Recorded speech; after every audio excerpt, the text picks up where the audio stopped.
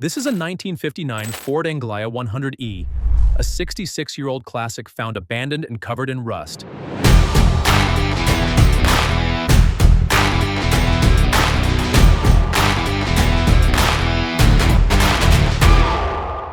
It looks dead, seized, empty of hope. Flaking paint, missing trim, a collapsed interior, and wheels locked by rust. Yet someone saw the possibility. Someone saw potential. A restorer with steady hands and a plan to turn rust into purpose.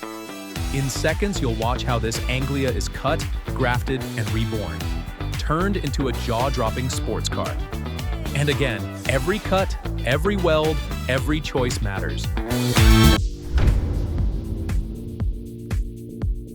The camera pulls back.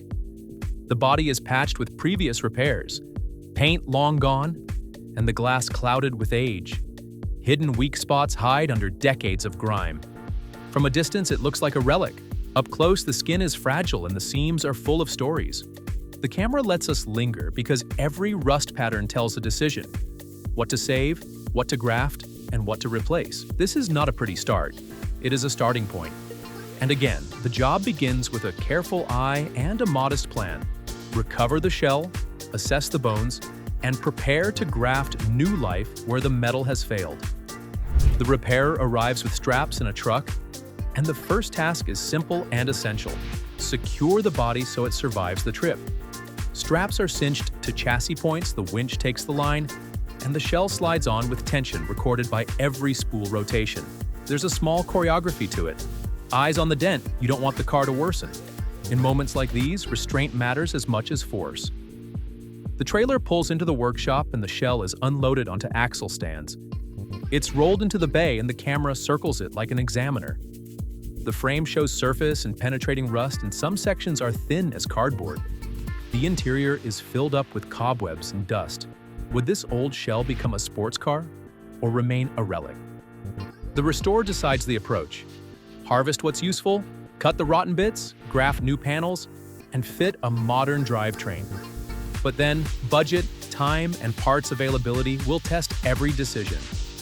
Next up, a methodical teardown to reveal what can truly be saved. Teardown begins bolt by bolt, panel by panel, each part labeled and bagged with a steady hand. The external stripping begins. Badges and trim come off. The bonnet opens to reveal a neglected engine bay, and rusted fasteners are ground or cut away. This is the decision zone. Strip too much and you create work. Strip too little and you hide rot. The restorer moves deliberately, preserving any salvageable metal while marking the true boundaries of replacement. It is shown that the interior is damaged and won't be used. The seats, carpets are all severely damaged and shadowed with rot. Measurements are taken, shims are noted, and the work becomes about preserving datum points, the skeleton of the car. The restorer introduces a race car which will donate its chassis whose engine would be used. The body of the Anglia would be fitted upon the donor chassis to create a whole new race car. Lifting hardware lets them check clearances visually. Control arms, subframe rails, and test wheels are located under the shell to anticipate wheel fitment. The toolbox becomes a surgeon's kit as he begins to tear down the race car. Reciprocating saw, cut-off wheel, panel hammer, and a steady eye for geometry. Listen, the shop breathes. The grinder, the ratchet, the zip wheel. Next up, remove the sections inch by inch so the new skeleton can read true without heat distortion. The repairer moves in with a rhythm. Cut, fit, tack, measure, and repeat. And again, those repeated small steps are what prevent a single big mistake. The disassembly phase closes with a pile of panels and a clear plan for grafting and structural repair. This stage is tedious but essential. The teardown that would take days condenses into minutes of learning. Let's get right into the metal grafts and welding that decide the car's fate. Now the job is geometry. How to replace what nature ate without changing the shape the car once had. This is structural surgery. It requires steel that matches in thickness and bends that respect the original curvature. But first, the skeleton of the Anglia is placed on the race car engine. Other necessary sections are also added. This is where metalwork meets motive power. Will the fitted components sit happily under the tiny Anglia body? Or will compromises be demanded by space and geometry? Every millimeter of ride height and offset will determine whether the car handles and looks right. New patch panels are shaped, hammered, dolly-worked, and test-fitted. The hammer and dolly reclaim curves. Metal is coaxed back to its intended shape rather than forced. Body filler is used sparingly, not to hide mistakes, but to smooth transitions where panels meet. The welder tacks parts inch by inch, rechecking gaps in alignment, constantly to prevent distortion. Helmets down, the machine breathes fire, and the tacks hold panels in place. Grind, check, tack again. That rhythm ensures any heat shrink is anticipated and corrected. As seams are dressed and beads blended, the car begins to emerge as a single object again, rather than a pile of panels. Brackets and mounts are fabricated, angle cuts, plate drilling, and trial tacking at the bench. Drill presses sing while files smooth edges.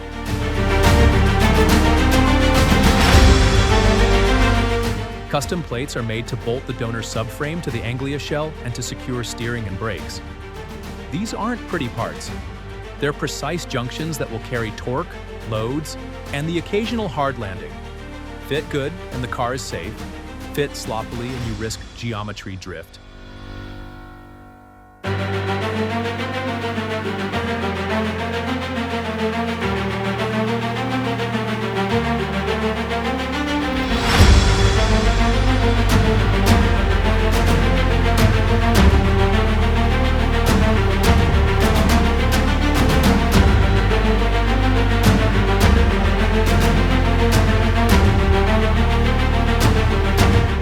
The trunk bay is prepared. The metal is fabricated and welded to effectively fulfill the purpose of the race car trunk.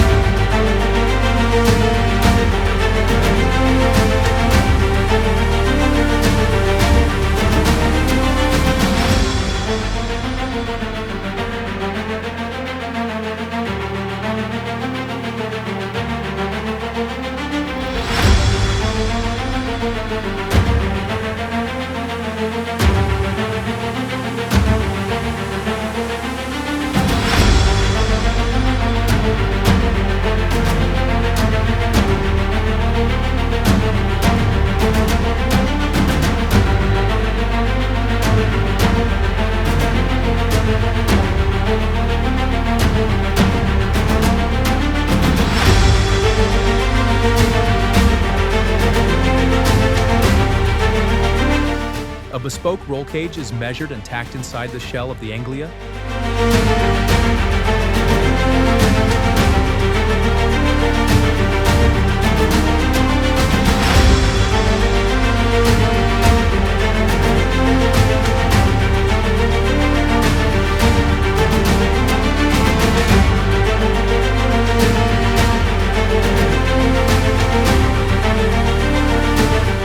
Safety is now a part of the design. The interior becomes skeletal metalwork that will accept a driver at speed.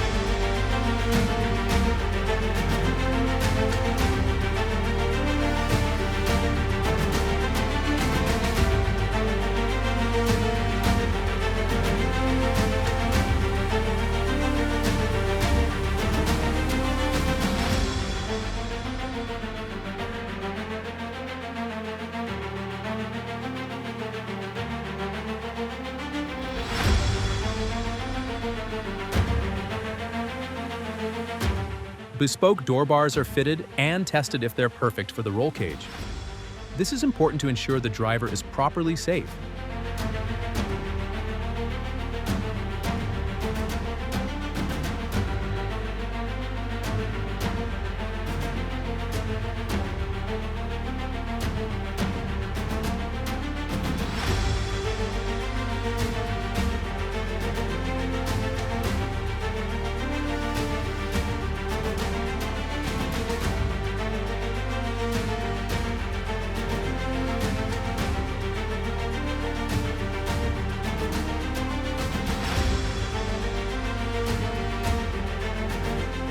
External seams are fabricated and welded.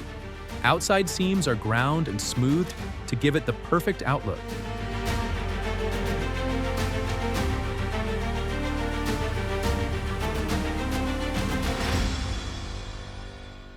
The Anglia is loaded and sent off for blasting, a decisive step where decades of paint, scale, and surface corrosion are stripped back to the bare metal.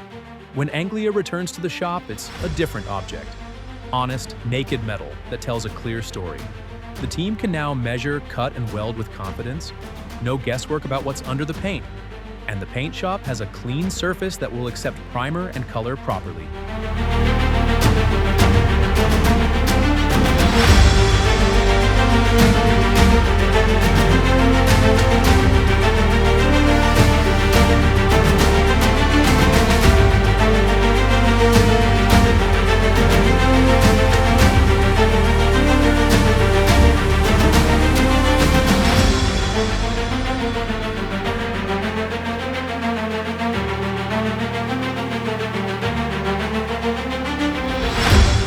The brackets are welded, and finally it's all starting to come together.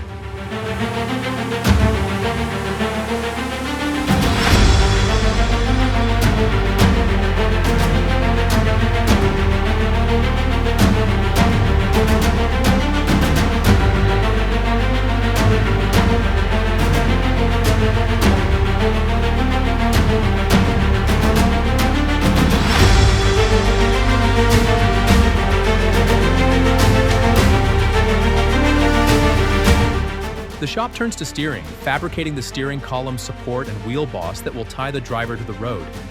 Sheet and plate are cut to pattern, a tube is mocked up to accept the column spline, and gussets are tacked where strength and clearance must meet. Brackets are trimmed, bent, and test-fitted. The column is slid through its tube to check shaft alignment with the steering rack. The geometry must be dead straight, or the car will pull, or the steering will bind. Full welds lock the assembly together. Fillets are built up, where loads concentrate and weld heat is controlled to avoid twisting the tube. The repairer fits the gear shift into place. And with a controlled burst, the weld is finished, and the shifter now looks like it belonged there.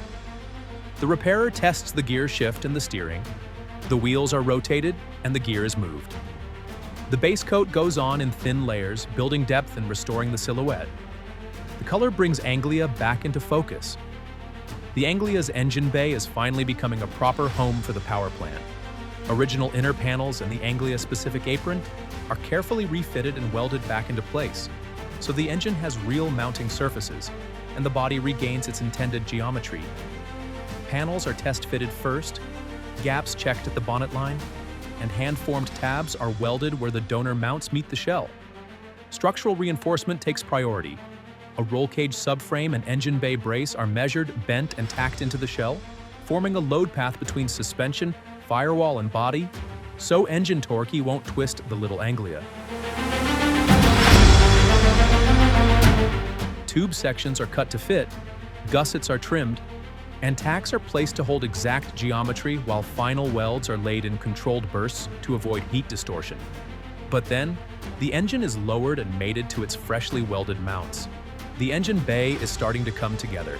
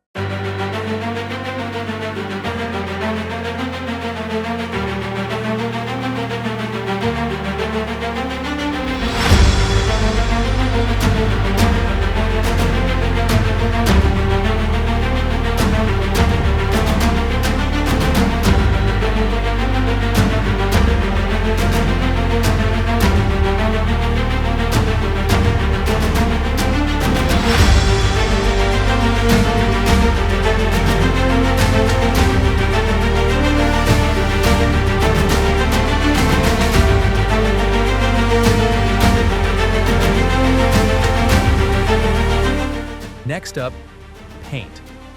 Masking begins. Old imperfections remain as character, but the new surface gets respect and protection. The first coat goes on. The hue redefines the silhouette. The surface, base, and clear make the old lines sing. Tension gives way to a patient reveal.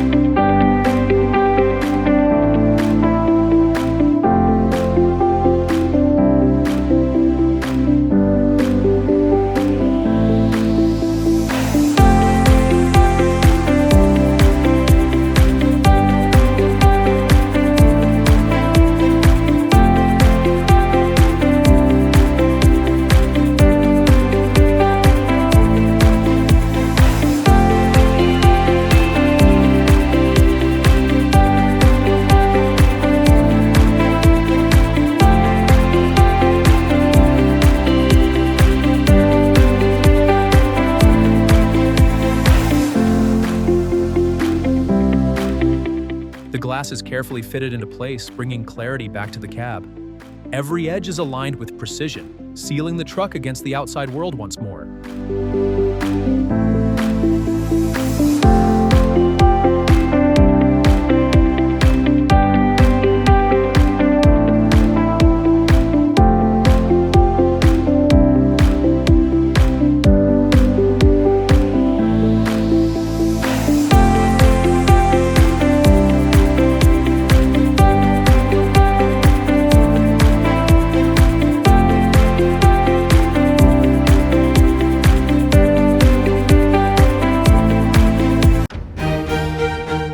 A brief history.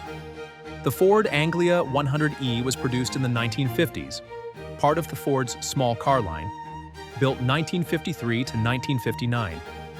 Designed with unitary construction and a distinctive form, the 100E had modest power, roughly 36 horsepower from a side valve engine, and was intended as an economical, practical car for post-war drivers. Top speeds were around 70 miles per hour in its day, and its simple engineering made it easy to repair, which is why so many survive to be reborn today. And again, let's head back to the shop. Coming up, first crank and the reveal. The moment arrives, the starter engages, the engine catches, and the custom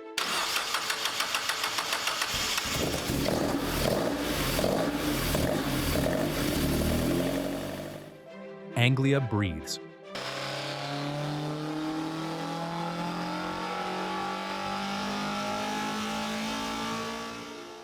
It is placed into the light, every detail shining, showcasing the expertise of the repairer and the effort that had gone into the repair.